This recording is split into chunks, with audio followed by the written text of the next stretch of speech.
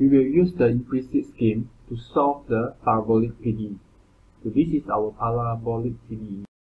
First of all, we use the numerical method, such as the center finite difference method, in order to approximate the second derivative of the temperature with respect to the x. And then we use the forward finite difference method in order to approximate the first derivative of the temperature with respect to time. In fact, the previous method, explicit scheme, used the first order method in order to find the approximation of d squared t over dx squared. And in the implicit scheme, we improve this accuracy by introduce a second order method to approximate the d squared t over dx squared. This can be done by replace the L, which is the current time index, into L plus 1, which is the next sample of the time index. By substitute the second derivative temperature inside this equation, as well as the first derivative of the temperature here to this equation, you should be able to obtain this answer. Then we multiply the equation by delta t,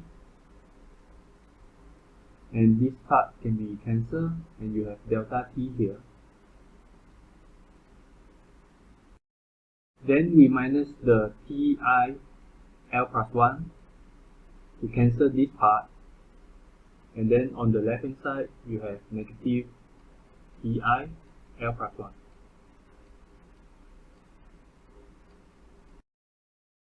And then we multiply with the negative 1 to cancel the negative here, and negative become positive, and positive become negative for this whole component.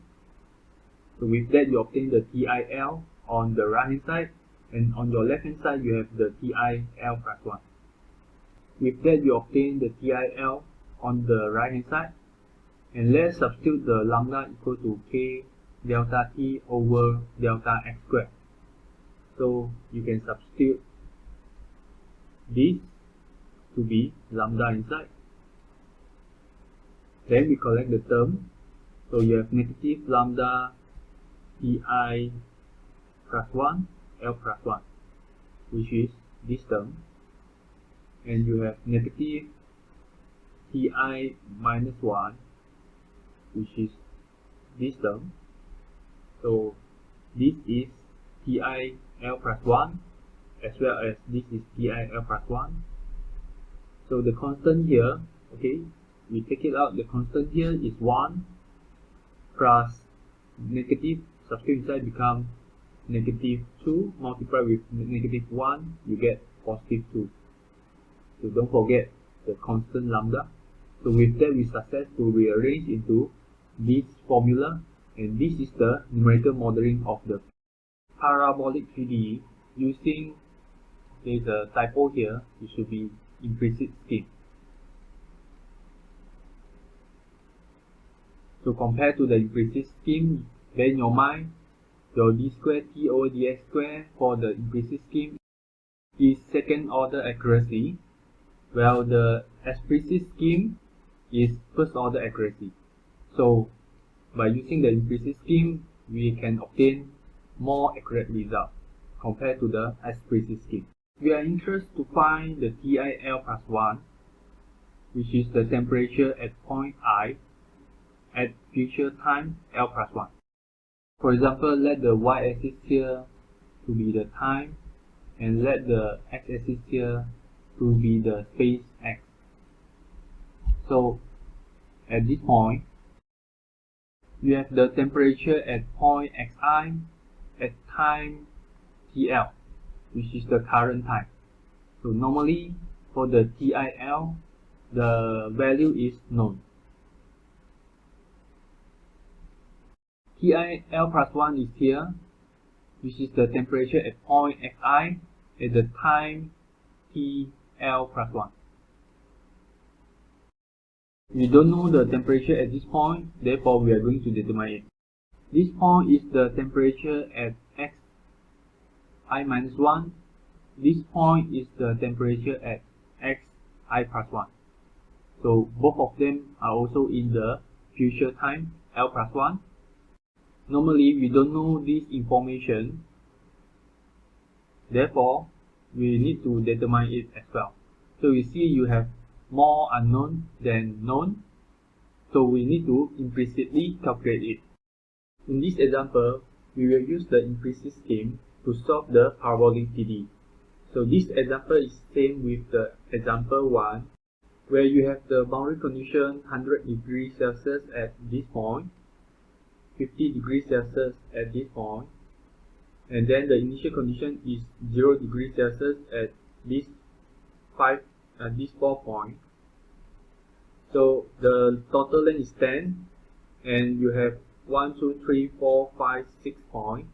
So therefore, total length 10 divided by 6 points minus with 1.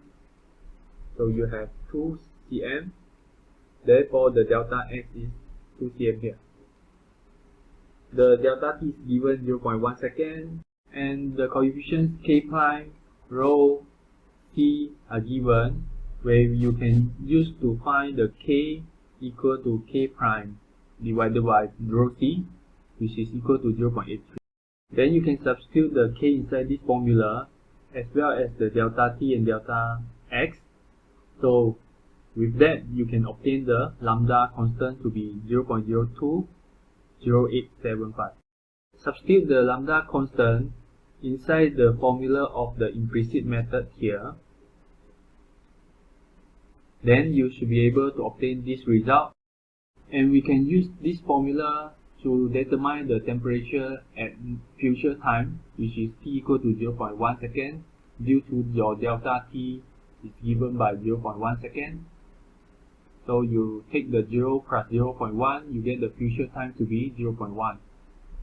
So we don't know what is the temperature here, and we can use this formula to obtain it. First of all, at time equal to 0, based on the initial condition, you obtain the temperature at point x1, x2, x3, and x4 to be 0. And then based on the boundary condition, at the point x0, you obtain 100 degrees Celsius. At the last point, which is x5, you obtain the 50 degrees Celsius. So in future time at t equal to 0.1 second, you obtain the temperature at point 0 to be the same 100, as well as the point 5 to be the same 50 degrees Celsius. This is due to your boundary condition. To find the temperature T11, okay, we substitute the T11 inside here, then your I will be equal to 1, and then your L plus 1 is equal to 1. Therefore, your L is equal to 0. So, by using this information, you can substitute inside this temperature to obtain T01, which is this information. Therefore, you can substitute 100 inside. And then this, you have I plus 1. Therefore, you obtain T21. So, T21 is unknown. So, just remain. And then you have TIL, which is T10, which is this information. You can substitute 0 inside. With that, you should be able to obtain the first equation. And then after you substitute 100 inside, after you multiply, you get a constant and move this constant to the right hand side, you should be able to obtain 2.0875. So this is your first equation. By repeating the same procedure, let's find the temperature at T21 here. So to find the T21, we let it T21 equal to Ti L plus 1. So with that, you obtain your I is equal to 2, your L plus 1 is 1, therefore your L is 0. So substitute this information into the T here, you should be able to obtain 1. Okay, so T2 here becomes 3, T1 here becomes 2. So in simple, the previous equation, you just increase it by 1 for all of them. Then you substitute this information, T11 is here, so you don't know, just remain. T21 is here, unknown, okay, remain. T31 here, unknown. T21, T20, sorry, it should be 0, so you can substitute 0 inside. So therefore you should be able to obtain the second equation here. So we continue. So next we want to find the T31. So just change this to 31. So now your I becomes 3. And in this case, this component becomes 2, this component becomes 4, and here you have 3. So T21 is this component which is unknown, T31 unknown, T41 unknown, T30 is 0, so you can substitute 0 inside, therefore you can obtain the third equation. Then we continue with your last unknown, which is T41. So we substitute 4 here.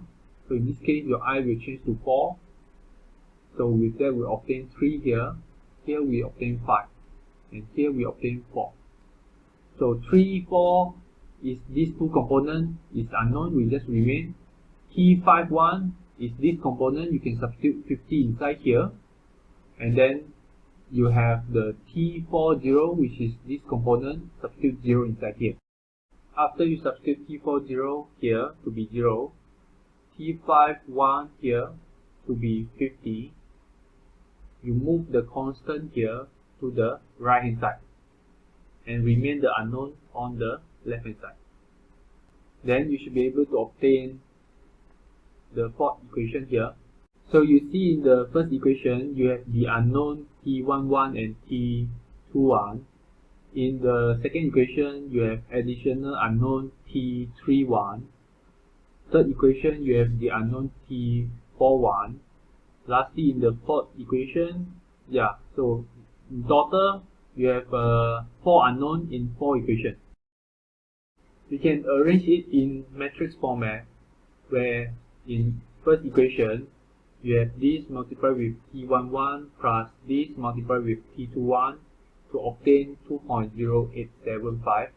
So by repeating the same procedure in your second equation, you have 3 unknown here, multiplied with your T1, 2, 3.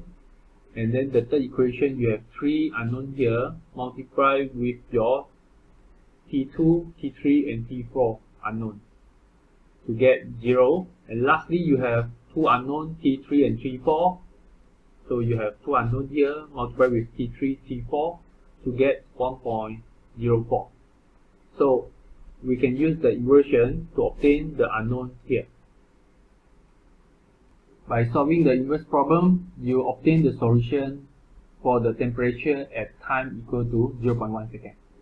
Once you get the solution, we can use this solution at t equal to 0.1 to obtain the temperature at t equal to 0.2 seconds. So based on the boundary condition, the temperature at point 0 and point 5 are 150 degrees Celsius. To find the T12, so just substitute T12 equal to Ti L plus 1.